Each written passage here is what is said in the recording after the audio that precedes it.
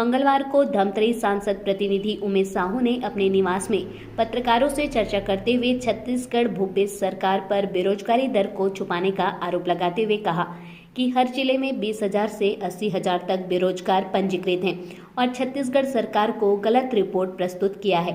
छत्तीसगढ़ को सबसे कम बेरोजगार वाला राज्य बनाने की कोशिश किया है, जिससे सीधे सीधे छत्तीसगढ़ के बेरोजगार युवाओं के साथ छल किया है। वहीं उन्होंने सरकार से मांग की बेरोजगारी भत्ता देने का वादा किया है। साल 2018-19 से जो बेरोजगार पंजीकृत हैं उन्हें भी बेरोजगारी भत्ता दिया जाए। आज का हमारा विषय है, माननीय मुख्यमंत्री छत्तीसगढ़ के हमारे भूपेश बघेल जी हैं। अभी 1 अप्रैल से बेरोजगारी भत्ता देने का घोषणा हुआ है। उस विषय में जो CMI का जो रिपोर्ट होता है, उस रिपोर्ट में ये बताया गया है कि देश के भीतर सबसे कम बेरोजगारी दर जो है वो छत्तीसगढ़ में है, 0.70%, जो 1% से कम है, जिसका हमारे पास प्रमाण भी है।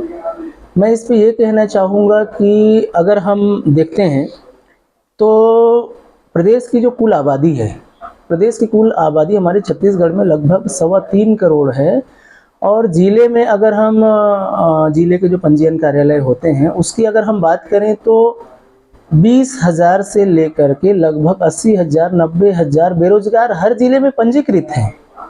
एक अकेले कोरबा में 1 लाख से अधिक, रायगढ़ में 1 लाख से अधिक जो है बेरोजगार पंजीकृत हैं, जिसका भी प्रमाण है। ऐसी स्थिति में हम निश्चित रूप से ये बोल सकते हैं कि छत्तीसगढ़ का जो भूपेश बघेल सरकार है, कांग्रेस की सरकार है, उनने गलत रिपोर्ट प्रस्तुत किया है और गलत रिपोर्ट प्रस्तुत करके छत्तीसगढ़ को सबसे कम बेरोजगारी वाला प्रदेश बनाने का कोशिश किए हैं। जो सीधे सीधे यहाँ के जो हमारे बेरोजगार युवा हैं उनके साथ उनने गलत किया है, उनके साथ उनने छल किया है। तो ये विषय है। और दूसरी चीज़ ये हम कहना चाहेंगे कि जैसे अभी उनने घोषणा जो किया हुआ है कि 1 अप्रैल से हम बेरोजगारी भत्ता बेरोजगारों को देने का चालू करेंगे, जिसमें 2 वर्ष पुराने जो पंजीकृत हैं उनको हमको देना है। तो हमारा ये कहना है कि 2018-19 में चुनाव हुए हैं, जिस समय आपके घोषणा पत्र में ये शामिल था कि हम बेरोजगारों को जो है बेरोजगारी भत्ता देंगे, तो हम ये मांग रखते हैं सरकार से आज मीडिया के माध्यम से कि 18-19 से जो हमारे युवा बेरोजगार हैं उनको वहां से दिया जाए।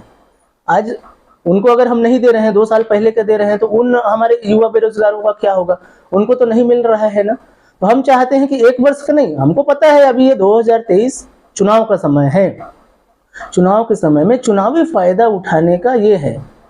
और उस हिसाब से देखा जाए तो अगर छत्तीसगढ़ के जो हमारे पास 33 जिले हैं, 33 जिले का मुझे लगता है कि एक जिले का 20,000 से लेकर के लगभग 80,000 90,000 तक की संख्या है। उस हिसाब से एवरेज कम से कम 40,000 50,000 बेरोजगार लोगों प्रति जिले का आंकड़ा आएगा। तो लगभग 11 लाख बेरोजगार आज के डेट में छत्तीसगढ़ के भीतर होंगे।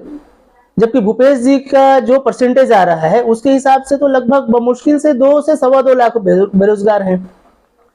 और मुझे लगता है कि 0.70% उनने जो दर दिखा रहा है, तो 2 से 2.25 लाख जो बेरोजगार हैं उसका 0.70% बेरोजगारों को उनने देने का लक्ष्य बनाया होगा। तो लगभग 1.25 लाख बेरोजगार को वो बेरोजगारी भत्ता देने की योजना बनाए हैं, जबकि लगभग बेरोजगार हमारे पास 11 लाख है। तो मुझे ऐसे परिस्थिति में मैं तो मांग करूंगा माननीय मुख्यमंत्री जी से कि वो हमारे छत्तीसगढ़ प्रदेश के लगभग 10-11 लाख जो बेरोजगार हैं उनको वो बेरोजगारी भत्ता दें। और साथ ही सिर्फ ये 1 वर्ष का नहीं, जब से आपने चुनावी घोषणा पत्र में जारी किया है तब 4 साल का बेरोजगारी भत्ता दो।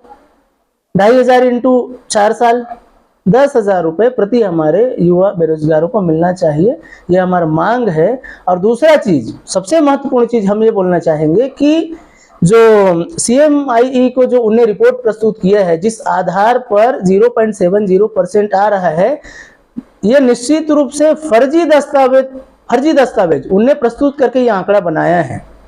इसकी जांच होनी चाहिए, इसके निश्चित रूप से उच्च स्तर पर जांच होनी चाहिए कि उनने ऐसा गलत आंकड़ा प्रस्तुत करके छत्तीसगढ़ के जो युवा बेरोजगार है उनको अंधेरे में रखा, उनको धोखे में रखा है। इसकी जांच होनी चाहिए। बेरोजगार की बात हो रही, तो अभी रोजगार कार्यालय में मेला लग रहा है बेरोजगारों का जी। इस समय में जब एग्जाम चल रहे हैं तो वो एग्जाम छोड़ के वो अपना पंजीयन कराने पे जाए, तो उस तरफ क्या है? हाँ, ये भी स्थिति है। वही स्थिति मैंने पहले ही कहा कि 20,000 से लगभग 1 लाख पंजीकृत बेरोजगार पहले ही हैं। उसके बाद अगर आज प्रतिदिन अगर हम जिले के रोजगार कार्यालय में जाते हैं तो 100-200 ऐसे बेरोजगार युवा हमारे पास पंजीयन के लिए पहुंच रहे हैं। तो ये एक चुनाव में अपना फायदा लेने के लिए बेरोजगारों को जबरदस्ती लाइन में लगाने का काम जो है ये सरकार कर रही है, जबकि सरकार स्पष्ट ये कर रहा है कि 2 वर्ष पहले जिनका पंजीयन है उनको हम पंजीकृत करेंगे। ऐसे इन परिस्थितियों को भी सरकार को लगाम लगानी चाहिए। आपका कहना है कि चुनाव क्या है? निश्चित रूप से भाई 4 साल हो गया, 4 साल पूरे हो गए, अब चुनाव की स्थिति आ गई है। जबकि आपका जनघोषणा पत्र ये था कि हम जितने भी बेरोजगार हैं उनको 25 रुपए के हिसाब से हम देंगे। आपने 4 साल तक तो अपना वादा पूरा नहीं किया।